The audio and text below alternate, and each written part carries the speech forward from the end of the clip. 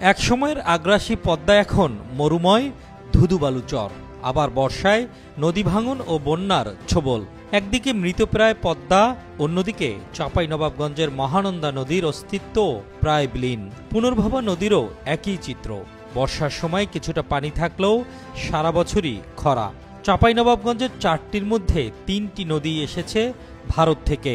ফারাক্কায় বাঁধ দেয়ায় উত্তরাঞ্চলের নদ নদীগুলো অস্তিত্ব সংকটে।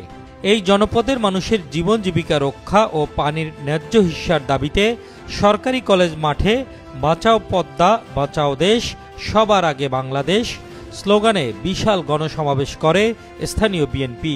গণসমাবেশে বিএনপি মহাসচিব মির্জা ফখরুল ইসলাম আলমগীর বলেন, পানির ন্যায্য হিস্যা আমাদের অধিকার, কারো দয়া নয়।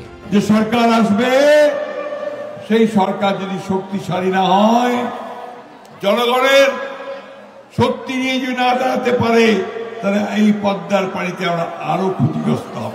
একমাত্র জাতীয়তাবাদী দল বিএনপি হচ্ছে সেই দল যারা সরকার গঠন করলে বাংলাদেশের মানুষের হিস্সা, যে অধিকার, তা পাওয়া যায়, অন্য সময় পাওয়া যায়।